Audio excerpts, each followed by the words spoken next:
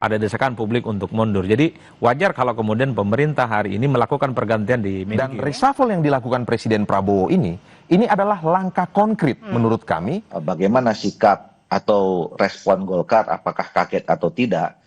Senin sore, Presiden Prabowo Subianto langsung melantik 4 dari 6 menteri baru di Kabinet Merah Putih. Di antaranya adalah Menteri Keuangan Purbaya Yudi Sadewa, Menteri Koperasi Ferry Juliantono, dan Menteri Perlindungan Pekerja Migran Indonesia Mukhtaruddin. Selain itu, Presiden juga melantik Menteri Haji dan Umroh Muhammad Irfan Yusuf, Wakil Menteri Haji dan Umroh Daniel Ansar Simanjuntak. Sementara untuk 2 nama lainnya yang menjadi Menteri Koordinator Bidang Politik dan Keamanan, serta Menteri Pemuda dan Olahraga belum diungkap Presiden. Menteri Keuangan yang tadinya dijabat oleh Sri Mulyani kini digantikan oleh Purbaya Yudi Sadewa. Purbaya Yudi Sadewa sebelumnya adalah Ketua Dewan Komisioner Lembaga Penjamin Simpanan atau LPS. Sebelumnya ia juga pernah menempati sejumlah posisi penting di pemerintahan. Ia pernah menjabat sebagai Deputi Bidang Koordinasi Kedaulatan Maritim dan Energi di Kementerian Koordinator Bidang Kemaritiman dan Investasi.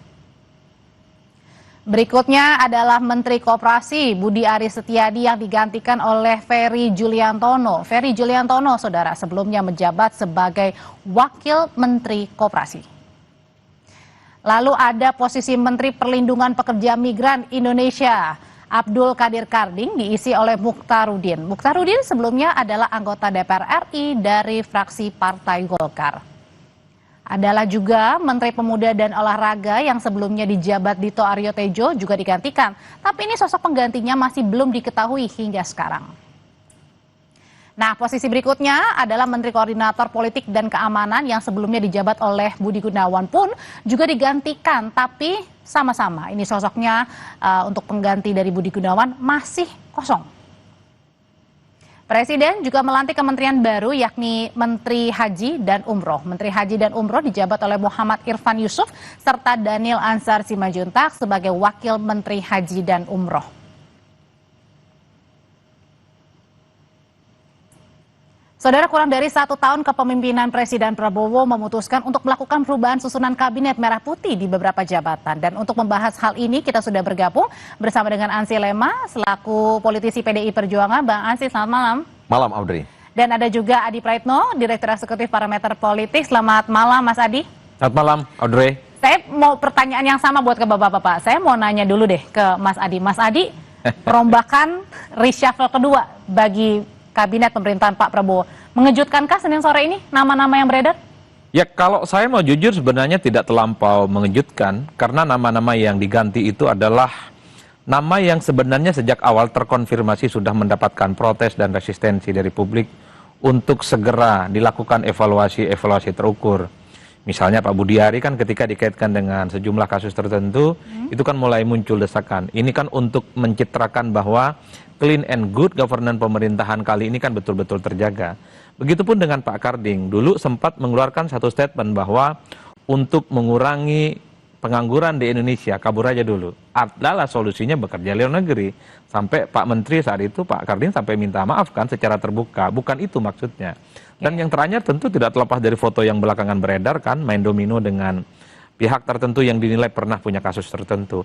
Adalah hal-hal yang saya kira secara explicitly terkonfirmasi bahwa sebenarnya sejak lama ada sejumlah menteri yang memang tinggal menunggu waktu untuk segera diganti. Ataupun Pak Dito ya, Menteri Pemuda dan Olahraga, harus kita akui performa di bidang olahraga dan kepemudaan kita kan memang jauh panggang dari api. Voli ataupun misalnya bulu tangkis kita bisa cek. Bulu tangkis adalah olahraga andalan kita.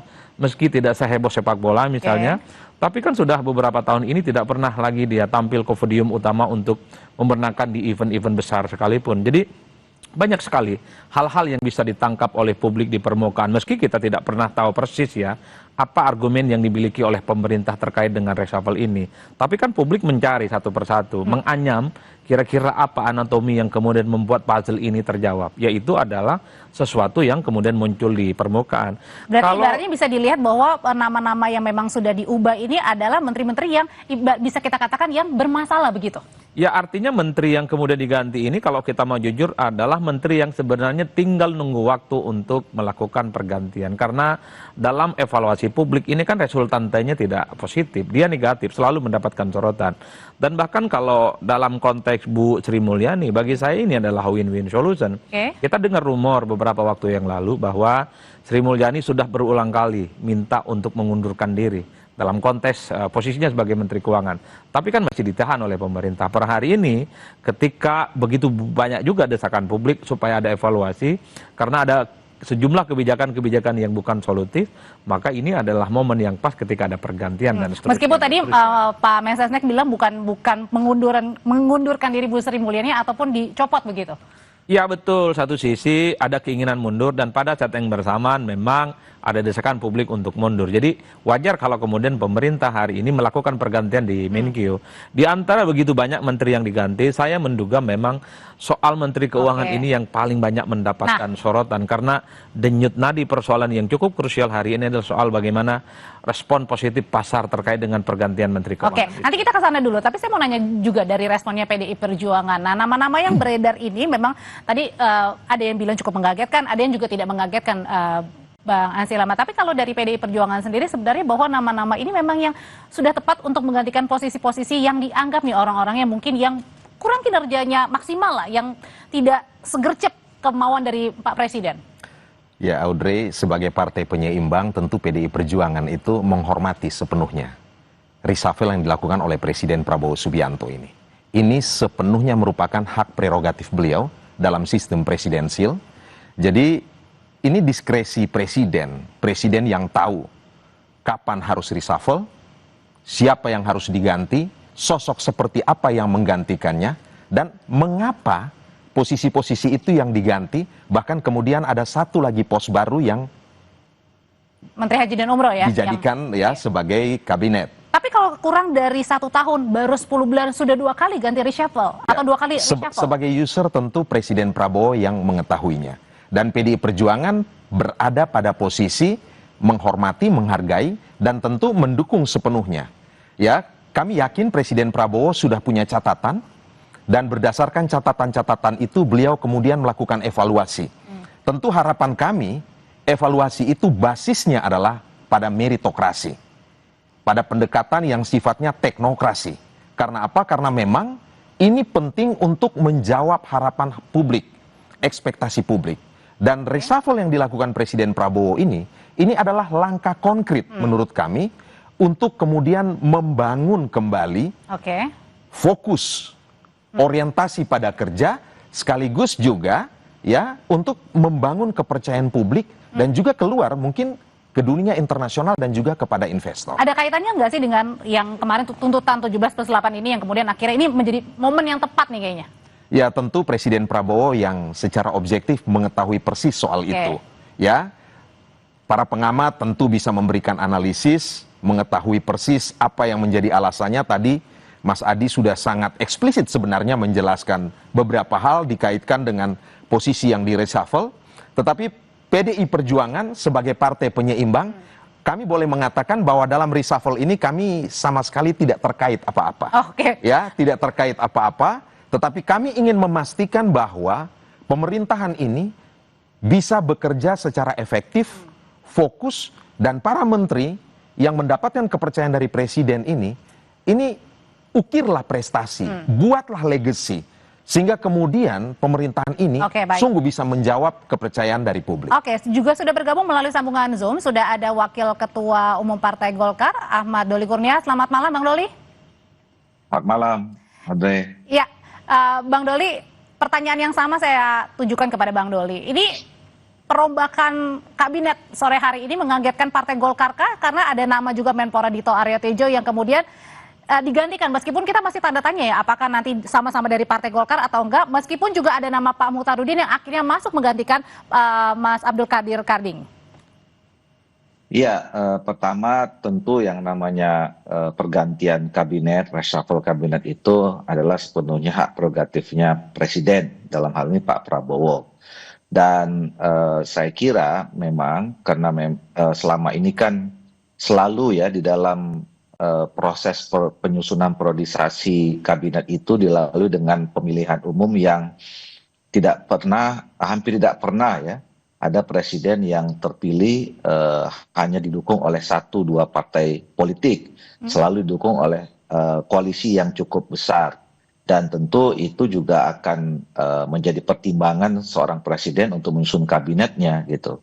Nah, termasuk kalau di tengah jalan kemudian ada reshuffle, tentu pasti ada komunikasi yang dibangun oleh ketua partai politik ya, terutama yang berada dalam koalisi.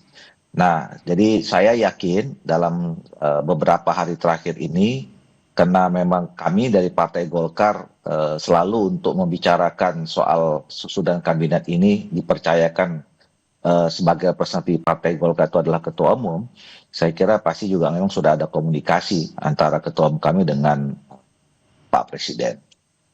Kalau untuk nama Mas Dito sendiri, ini dadakan atau gimana Bang Doli? Karena kan memang sampai dengan sekarang yang menggantikan Mas Dito ini katanya masih di luar negeri dan akhirnya belum dilantik oleh Pak Presiden. Iya, saya isi pembicaraannya apa detailnya saya tidak tahu ya. Tetapi kalau dari pertanyaannya bagaimana sikap atau respon Golkar, apakah kaget atau tidak, saya yakin bahwa pembicaraan tentang reshuffle itu pasti sudah pernah bicarakan ya.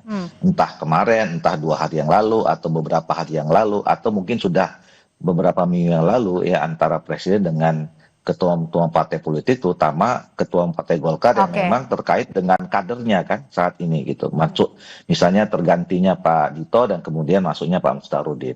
Oke, Mas Adi, kalau misalnya memang tadi memang benar kalau misalnya reshuffle itu adalah hak prerogatif seorang presiden, tapi banyak yang mengaitkan juga nih, jangan-jangan ada kaitannya juga dengan meninggalkan lama-lama pelan-pelan ini warisan-warisan Pak Jokowi, nama-nama yang kemudian ada di dalam kabinet begitu. Oke, nama Bang Noel memang sudah ditetapkan sebagai tersangka, ada nama Pak Budi yang digantikan hari ini, kemudian Pak Abdul Qadir Karding juga gitu. Ya, yang menarik dalam politik kita ada cocok logi aja sih memang. Soal hubungan bagaimana Solo dengan Kertanegara ya. Tapi bagi saya secara prinsip kalau kita mau jujur, yang kita harapkan dari evaluasi ini adalah soal bagaimana pergantian kabinet adalah memperbaiki kinerja tentu saja. Soal ekspektasi publik tentang kemiskinan, soal ketenagakerjaan, terkait dengan kemiskinan dan pengangguran, itu memang harus segera ada solusinya, Audrey. Publik itu tidak terlampau peduli dengan faksionalisasi yang ada. Publik tidak terlampau peduli siapa yang punya interest terkait dengan kepentingan politik di negara ini. Tapi at the end secara prinsip adalah pergantian kabinet, ada reshuffle dengan menteri yang baru, adalah performa kinerja mereka itu harus sesuai dengan harapan. Bahwa menteri yang baru itu harus mampu memberikan satu jaminan bahwa ketika dia ditunjuk dan kemudian menjadi menteri adalah sebagai sesuatu yang memang harus sesuai dengan ekspektasi masyarakat. Tapi nama-nama ini sesuai dengan ekspektasi masyarakat atau kita harus nunggu dulu? Ya memang harus kita nunggu, karena kalau kita menyebut misalnya tidak punya pengalaman, track recordnya memang misalnya agak sulit untuk dilihat secara umum, pasti sang menteri bersangkutan membantah. Seperti halnya Menteri Keuangan. Tadi kalau tidak salah ketika di doorstop ada kawan-kawan media yang bertanya soal dianggap ya rekam jejaknya tidak terlampau kelihatan, kan dibantah. Bahwa beliau itu adalah orang yang pernah di masa SBY, di masanya Pak Jokowi, dan pemerintahan hari ini adalah yang memiliki kontribusi yang cukup signifikan. Oke, terbas dari apapun bantahannya, bagi saya secara prinsip supaya Menteri Keuangan yang baru ini memberikan trigger yang jauh lebih baik dari apa yang pernah dilakukan oleh Sri Mulyani yang menurut banyak orang respon pasar di internasional ataupun di lokal itu kan cukup luar biasa. Dan harus kita akui ketika ada pergantian Menteri Keuangan itu kan respon pasarnya rada kurang oke, agak negatif, dan itu kan terbukti. Sempat merah tadi ya? Iya, sempat merah kan. Ini adalah ujian bagi Menteri Keuangan yang baru bahwa adanya pergantian ini semacam challenge sebenarnya bahwa Sri Mulyani oke, tapi pada saat yang bersamaan ada semacam garansi yang bisa ditunjukkan bahwa Pak Menteri yang baru ini adalah mereka yang kemudian memberikan satu solusi bahwa soal fiskal, soal keuangan, termasuk juga soal perbankan di Indonesia itu selesai. Dan penggantinya juga ini adalah kader profesional begitu ya? Betul, dan saya kira inilah adalah pengalaman-pengalaman yang selama ini sudah dimiliki oleh sang Menteri, bagi saya harus bisa dibuktikan. Dan kalau kita mau tracking satu persatu, orang-orang yang saat ini dilantik jadi menteri, sebenarnya dia memiliki rekam jejak sekalipun tidak terlampau menonjol. Tapi bagi saya IDN adalah untuk membungkam kritik, untuk membungkam keraguan itu adalah adalah pembuktian yang nyata dari kinerja itu. Bang Ansy, berkaitan dengan Bu Sri Mulyani nih, yang kita tahu bahwa Bu Sri Mulyani ini erat dikait-kaitkan dengan dekat dengan PDI Perjuangan begitu. Kemudian juga nama Pak BG, Pak Budi Gunawan juga dekat dengan PDI Perjuangan. Sebetulnya ini dari PDI Perjuangan sendiri responnya seperti apa menyikapi dengan dua nama yang akhirnya terkena reshuffle sore hari ini? Tadi sudah saya tegaskan bahwa terkait dengan reshuffle ini sebagai partai penyeimbang tidak ada hubungan apapun dengan PDI Perjuangan. Karena posisi kami, PDI Perjuangan itu sepenuhnya berada di luar pemerintahan ini. Dan itu adalah amanat Kongres ke-6 ya di Bali beberapa waktu lalu. Terkait dengan dua nama yang disebutkan tadi yang dekat dengan PDI Perjuangan, ya PDI Perjuangan, Ibu Mega dekat dengan banyak tokoh, ya termasuk dekat dengan kedua tokoh yang disebutkan tadi. Tetapi kedua tokoh ini menjadi menteri itu dipilih sepenuhnya atas pertimbangan pribadi, dipilih atas dasar prerogatif Presiden Prabowo Subianto. Kan begitu, melihat sepak terjang Ibu Sri Mulyani dalam bidang moneter dan keuangan, Sudah dan juga ya? melihat sepak terjang track record Pak BG pernah menjadi Kepala BIN dan juga di Kepolisian Negara Republik Indonesia, itu sepenuhnya keputusan prerogatif diskresi penuh dari Presiden Prabowo, termasuk juga dalam kaitan dengan reshuffle ini. Dan perlu saya sampaikan bahwa kedua tokoh ini bukanlah kader PDI Perjuangan karena tidak memegang kartu tanda anggota atau KTA. Jadi terkait dengan hal ini, posisi PDI Perjuangan berada di luar kekuasaan, hanya akan memainkan peran sebagai penyeimbang. Jika program kerjanya, visinya berjalan dengan baik, kami akan menjadi mitra strategis. Berarti termasuk Tetapi kalau melenceng dari garis-garis konstitusi dan kemudian bertentangan dengan kepentingan rakyat, kami akan memberikan kritik konstruktif. Baru dan di sanalah gitu ya? ya mitra kritisnya akan kami mainkan begitu. Oke, tapi memang yang menjadi menarik adalah tadi pada saat ada dua pos menteri di kementerian yang kemudian sudah diumumkan diganti di reshuffle, tapi kenapa sampai sekarang kemudian belum dilantik? Ada yang bilang katanya kalau tadi dibilang ada yang di luar negeri untuk pengganti Menpora, tapi kemudian juga Menko Polhukam ad interimnya Pak Syafri. Kalau begitu pertanyaannya, kenapa dua menteri ini yang belum ada penggantinya di reshuffle juga begitu, dan belum ada nama yang menggantinya? Usai jeda nanti Bapak-Bapak akan menjawabnya, tetap bersama kami di Sapa Indonesia Malam. Menyambung pertanyaan saya sebelumnya, jadi Bang Doli, menurut Anda sendiri kenapa akhirnya diumumkan dua menteri yang di reshuffle, ada Menko Polhukam dan juga Menteri Pemuda dan Olahraga yang kemudian sudah diumumkan akan terkena reshuffle, tapi penggantinya belum ada dan belum dilantik sampai sekarang? Waduh, saya kalau itu kan soal teknis sekali dan itu berkaitan dengan tadi ya, bagian terdalam dari soal kewenangan atau hak prerogatif presiden ya. Kan saya sih mengatakan ya, kapan, siapa, dan bagaimana ya cara reshuffle itu semuanya sepenuhnya hak prerogatif presiden. Jadi kalau ada dua nama yang sementara ini, dua pos yang dianggap harus berhenti dan kemudian penggantinya belum dilantik sama dengan yang tadi dilantik, ya saya kira itu yang paling tahu Pak Presiden ya. Nah, dan kemudian di istana. Oke, kalau Menteri Pemuda dan Olahraga sendiri, Mas Dito kan kader Partai Golkar. Nah, ini akan digantikan, kalau menurut informasi yang mungkin Bang Doli juga sudah terima, akankah sama dari Partai Golkar juga nih yang menggantikan? Ya itu tadi, kita tidak berani berspekulasi ya Audrey ya, karena nama-nama itu kan tentu persetujuan terakhirnya adalah presiden ya. Dan saya yakin, tadi saya mengatakan bahwa memang pasti ada pertimbangan dari unsur perwakilan dari partai-partai politik koalisi. Tetapi yang paling menjadi pertimbangan pertama Pak Presiden adalah bagaimana pergantian menteri-menteri ini untuk dapat meningkatkan kinerja kabinet secara keseluruhan.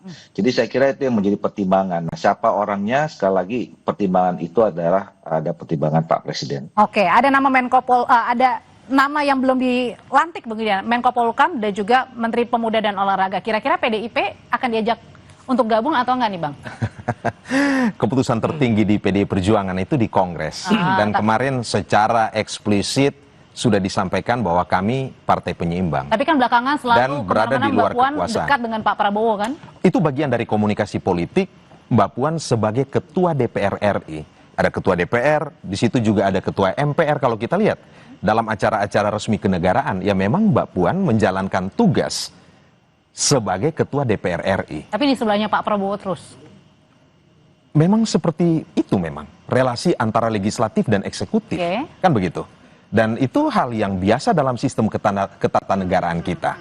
Tetapi yang ingin saya tegaskan bahwa tentu reshuffle kabinet ini PDI Perjuangan menyambutnya dengan positif saja, dengan konstruktif saja. Apa Pak Prabowo juga kemudian juga ini nggak sih curhat atau mungkin berpikir pandangan lah, tukar pandangan gitu dengan PDI Perjuangan? Ya, relasi Pak Prabowo dan Ibu Mega sebagai presiden kelima ini tentu sudah panjang dan punya hubungan yang relatif baik, dan pasti kedua tokoh kalau bertemu pasti bicara tentang kepentingan bangsa dan negara, kan begitu. Dan hari ini publik juga melihat bahwa PDI Perjuangan konsisten berada di luar kekuasaan, memainkan dua peran tadi. Tetapi kalau ditanya harapan kami, tentu kami melihat kalau dianalogikan pemerintahan ini tuh kan ibarat seperti sebuah orkestrasi dengan konduktornya itu Presiden Prabowo. Syarat agar pemerintahan ini bisa sukses, pertama loyalitas terhadap presiden itu harus tegak lurus dan mutlak. Loyalitas terhadap visi dan misi terutama. Loyalitas ini akan membentuk yang namanya soliditas kabinet. Harus solid dalam bekerja. Juga mendorong yang namanya sinergitas. Sinergi antara para menteri dan seterusnya akan mendorong juga stabilitas pemerintahan dan ujungnya efektivitas kerja dari pemerintahan ini. Dan harapan PDI Perjuangan, Presiden Prabowo akan memimpin pemerintahan ini dan reshuffle kabinet ini semacam sebuah penyegaran, revitalisasi, ya, menambah amunisi baru sehingga kemudian bisa bekerja secara lebih baik. Dengan menambah amunisi baru, kira-kira nih Mas Adi, kita berandai-andai aja, ada 2 pos tadi yang belum diumumkan kan. Sudah ada reshuffle, kemudian juga tapi belum ada namanya. Kira-kira akankah nama itu milik PDI Perjuangan? Saya enggak sih kayaknya. Apa Mas Adi nih? Kalau melihat gestur dan iman politiknya, PDIP itu memang lebih memilih berada di luar kekuasaan dan tetap menjaga hubungan baik dengan pemerintah. Jadi itu adalah 2 opsi main 2 kaki sebenarnya. Enggak, sebenarnya gini, kalau gitu artinya adalah tidak akan ada kader PDI Perjuangan yang masuk, atau mungkin saja ya mungkin ada titipan nama tapi profesional mungkin kalangan. Ya, bagi PDIP per hari ini sebenarnya kerjasama politik semacam ini sudah terjadi. Audrey, kalau kita membaca literatur tentang koalisi, itu tidak harus ada kader partai yang masuk dalam pemerintahan. Jadi eksekutif, jadi menteri, kepala badan dan seterusnya. Kerjasama itu bisa dilakukan di parlemen. Dan kita tahu per hari ini PDIP sekalipun berada di luar kekuasaan, tapi posisi-posisi kunci, alat-alat kelengkapan dewan, dalam banyak hal PDIP juga mendapatkan proporsi yang cukup maksimal. Selain partai pemenang pileg, tapi ini kan menunjukkan betapa hubungan baik antara PDIP dengan Gerindra, yang ini dikonotasikan sebagai hubungan kakak adik, sedang baik-baik saja. Jadi bagi PDIP sebenarnya nggak terlampau punya intensi untuk kali ini ya, menjadi bagian di dalam pemerintahan, entah kadernya atau orang yang teridentifikasi menjadi bagian dari PDIP, karena memang resultante keinginan publik ada partai politik yang berada di luar, entah di kemudian hari, karena kita tahu bahwa dalam sistem presidensialisme multipartai menjelang pemilu ada potensi yang disebut dengan oposisi dari dalam. Bukan tidak mungkin partai-partai politik pro Pak Prabowo Subianto IDN menjelang pemilu 2029 mereka itu bermanuver, ada resisten, menolak kebijakan, dan tentu sedang cari perhatian kepada pemilih. Ketika ada gejolak, disitulah pentingnya PDIP sebenarnya menjadi partai yang dibutuhkan untuk menjadi stabilisator. Bagaimana di tengah gonjang-ganjing itu ada partai besar, partai pemenang pileg yang bisa menggaransi betapa soliditas dan kekuatan politiknya bisa di-backup secara signifikan. Tapi dua posisi pos itu kan memegang peranan yang sangat penting, Menteri Politik dan Keamanan yang kita tahu tadi baru saja terjadi goncang-ganjing di akhir Agustus lalu. Ini juga memegang peranan penting, termasuk juga dengan Menpora sendiri yang juga sebentar lagi kita akan menghadapi laga-laga lainnya begitu. Nah, terutama juga kualifikasi Piala Dunia. Nah, kira-kira menurut Mas Adi sendiri ini akan diisi oleh kalangan profesional, kader kembali, tapi kita nggak tahu kadernya mana, atau tetap balik lagi ke posnya Golkar misalnya Menpora? Kalau rumor yang belakangan berkembang ya, konon kan ini dikait-kaitkan dengan pengganti Dito itu adalah kader Golkar. Kalau ini yang terjadi maka Bang Doli dan Golkar yang menang banyak. Karena menteri yang satunya lagi kan sudah jadi pengganti menteri. Mas Kadir ya? Penggantinya Mas Karding ya. Tapi bagi saya secara eksplisit ya, siapapun yang jadi menteri, profesional, model partai politik, dia harus ngerti betul bagaimana memajukan perolahragaan di Indonesia. Cukup sudah harapan besar kita untuk tampil di Piala Dunia itu selesai, dan harus ada semacam oase bahwa menteri ini bisa menggaransi bahwa kita bisa berlaga di Piala Dunia yang saya kira ini adalah mimpi jutaan rakyat di Indonesia. Dan tentu pada saat yang bersamaan cabang-cabang olahraga yang lain, Audrey, yang selama ini menjadi kebanggaan kita bicara di dunia internasional, bulu tangkis salah satunya, itu perlu dibenahi kok. Kita dulu bola boleh kalah, basket bola kalah, voli bola kalah, tapi ada semacam olahraga yang kemudian membuat kita begitu banyak bicara di dunia internasional, bulu tangkis.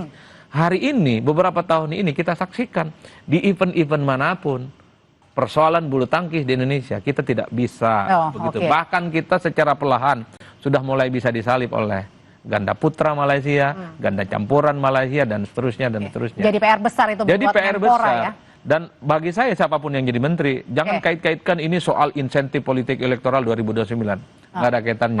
Pileg dan pilpres itu bukan soal dia bisa menjadi sesuatu yang bisa memajukan olahraga, tapi pileg dan pilpres itu seberapa sering dia turun ke Kalau gitu rakyat, singkat. itu aja. Nah, kalau Menko Polkam? Kalau Menko sebenarnya adalah posisinya mengkoordinasi, tidak punya kewenangan untuk mengeksekusi kebijakan-kebijakan strategis. Kalau mau jujur sebenarnya, misalnya PDIP ataupun partai yang lain mau bergabung, jangan di Menko, tapi ambil menteri-menteri yang pada level eksekutor. Menko itu hanya mengkoordinasi sejumlah kementerian dan tidak punya alat untuk mengeksekusi. Karenanya terlampau tanggung sebenarnya. Kalau ingin menjadikan PDIP sebagai partner, ambil Menko. Bagi saya kalau mau ambil saja menteri-menteri yang memang down to earth dan menyentuh langsung kebutuhan-kebutuhan rakyat. Seperti bukan apa? hal-hal yang misalnya tidak terlampau menjawab pertantangan-tantangan. Ya menteri-menteri yang kemudian dia bisa bekerja langsung menyentuh kebutuhan masyarakat. Banyak itu kalau mau kita sebutkan satu persatu. Cuman kan sensitif kalau disebutkan. Nanti ada reshuffle berikutnya lagi ya. Bisa panjang jalan ceritanya. Oke, Mas Adi terima kasih, Bang Nansi terima kasih, Bang Doli terima kasih. Selamat malam Bapak-bapak.